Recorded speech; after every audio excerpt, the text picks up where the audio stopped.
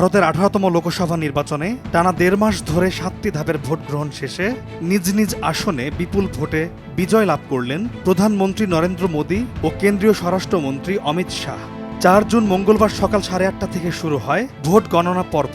নির্বাচনী বুথ ফেরত অধিকাংশ সমীক্ষাই ইঙ্গিত করছিল যে খুব সহজে জিততে চলেছে নরেন্দ্র মোদীর বিজেপি জোট। আবারও ভারতের ক্ষমতায় আসতে চলেছেন নরেন্দ্র মোদী এবং অমিত শাহ।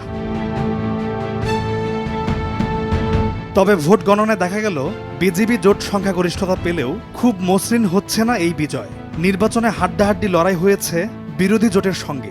তুমুল উত্তেজনাপূর্ণ এই লড়াইয়ের পরও শেষ পর্যন্ত বিরাট ব্যবধানে জিতলেন নরেন্দ্র মোদী।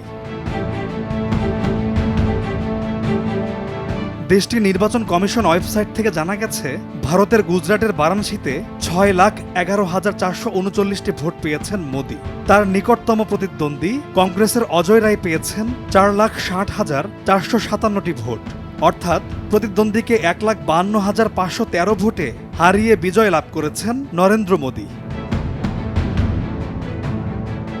অন্যদিকে গুজরাটের গান্ধীনগর আসনে 10,10,972টি ভোট পেয়ে বিজয়ী হয়েছেন অমিত শাহ। তার নিকটতম প্রতিদ্বন্দ্বী কংগ্রেসের সোনাল রামানভাই প্যাটেল পেয়েছেন 2,66,256টি ভোট, অর্থাৎ প্রায় 7.5 লাখ ভোটে সোনাল প্যাটেলকে হারিয়ে জয়ী হলেন মোদীর ডান হাত হিসেবে সুপরিচিত কেন্দ্রীয় নেতা অমিত শাহ। এর আগে বিজেপি 2014 এবং 2019 সালে একক সংখ্যাগরিষ্ঠতা পেয়েছিল। এবার এমন ধারণা করা হচ্ছে যে মোদীর বিজেপি এবার 250 আসনের বেশি পাবে না।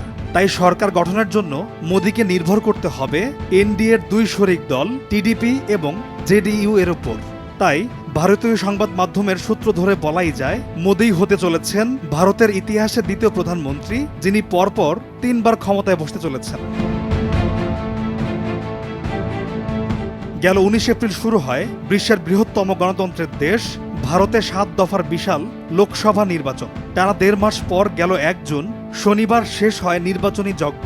পার্লামেন্টের নিম্নকক্ষ 543 সদস্যের লোকসভায় সংখ্যাগরিষ্ঠতা পেতে একটি দল বা জোটের আসন প্রয়োজন 272টি।